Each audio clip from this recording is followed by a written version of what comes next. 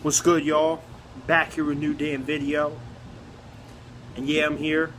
And I just want to talk about this Raw shit. You know, they're having the general managers once again. They're splitting the brand. And I'll tell you what. If this thing goes correctly, this is the first thing in years. I'm talking about years that I'll be emotionally invested in when it comes to wrestling.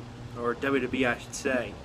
With Mick Foley as the general manager now of Raw, and Daniel Bryan general manager of SmackDown, and just the whole atmosphere of what's going on, it's going to be awesome.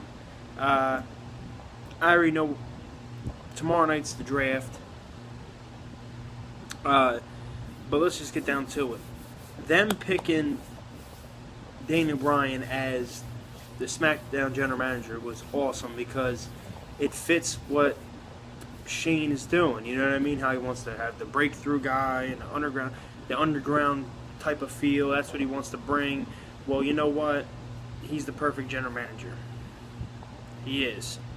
And I was really surprised they picked Foley for Raw. Honestly, I was surprised. I thought it was gonna be Triple H or just some Eric Bischoff or somebody, someone that she fucks with. I didn't think it was gonna be Mick Foley. So that's pretty damn crazy. So at least it's not. One thing I like about it is it's not like heel versus face. You know, it's not like SmackDown is the heel and Raw is the face. Oh my bad. It's not like Raw is the heel, SmackDown is the face. You get what I mean? Like you have Shane and Daniel, and if you had Triple H and Seth, it's Triple H and Steph McMahon. It's not like that. You're gonna have Mick Foley, who's a face. You're going to have Daniel Bryan, who's a face, and it's going to be people are actually going to watch both shows. It's not going to be like, well, I don't like her, and I don't like Triple H, so I'm not watching that. I'm going to watch SmackDown because it's Daniel Bryan and Shane McMahon. They're actually going to have two face type of guys. I'm loving how they said they're bringing the Cruiserweight division back, but it's only going to be on Raw, which pretty much sucks in my eyes because it all started on SmackDown. It was on SmackDown back in the day, and that's the way it should be. But hey, whatever. I want to see the Cruiserweights come back. That's pretty cool. Hopefully they have a belt for that. But, yeah, I probably wouldn't have watched Raw if it wasn't for this. Last week I watched just to see because I knew it was leading up to this. And then they just They just revealed now that, they revealed the general manager, so I had to watch. Then I said, you know what, I gotta watch this title match between Seth and Dean because I like both, and they both put on great matches. So hell, they put on a great match together, and I haven't watched wrestling in a long time. But I said, you know what, let me just watch these two go at it. They went at it, and the way it ended, where it was a double pin, the way it ended with a double pin, and Seth getting, Dean getting robbed for the belt, Seth winning it when he really didn't. Tomorrow night, you're gonna find out the truth. Tomorrow night, in my personal opinion, there's two options. This right here, the first option is this right here is showing us that there's going to be two belts. That they're going to split the belts, and there's going to be one on Raw, one on SmackDown, and this is the way they split them. Okay? Option two is that Raw is going to select Seth Rollins #1 overall, and they're going to come to find out that the decision is going to get reversed, and Dean Ambrose is going to keep the belt, and Seth's going to be on Raw, and then Raw is going to be without the belt because, you get what I mean, he's going to get picked, and then later on in the night they're going to realize something about the belt, and Dean Ambrose is going to be champion. You get what I mean? It's just going to get reversed.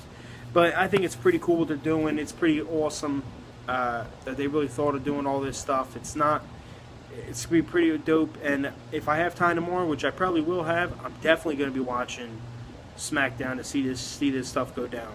But they limit SmackDown so much. Like, I'm going to be watching SmackDown now, in my opinion, more than Raw. I watch Raw here and there, but I'm watching SmackDown every Tuesday. I'll try to. But I come to realize, like, they're going to have to get down to that title thing. Like I told you, they have to split it, which I don't like a little bit. I don't like too much unless they're going to really go through with this whole entire thing like they did in 2004 when they had their own SmackDown pay-per-views, their own Raw pay-per-views, and they had joint pay-per-views on big pay-per-views. The three big pay-per-views, they had joint pay-per-views. Now,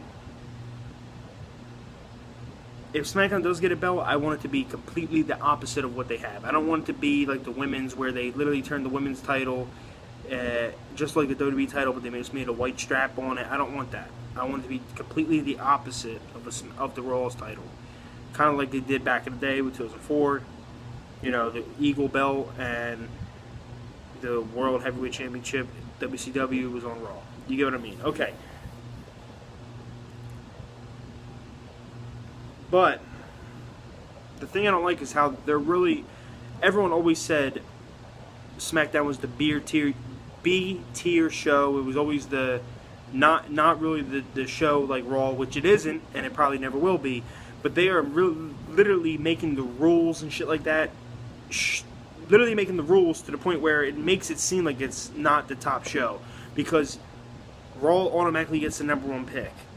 I mean, even if Vince McMahon and the people behind the scenes wanted Raw to have the #1 pick, couldn't you have at least made the illusion of them not automatically receiving it? Could you have rolled the dice, or, spin the machine and pull the ball out and it says Raw gets #1 pick?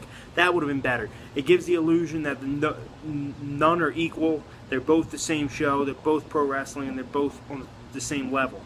Now they say every 2 picks that SmackDown receives, Raw gets 3. Like, what type of fucking rules are that? You know what I mean? It makes SmackDown seem less than Raw. That's just my opinion. But other than that, I'm enjoying it. I'm hoping to see what happens, and I'm hoping everything just goes through. That's about it. Like this video, subscribe, and comment below on your thoughts, how you feel about this shit. I'm loving it, and I'm hoping everything just keeps going smooth and enjoyable. Alright, y'all. Peace.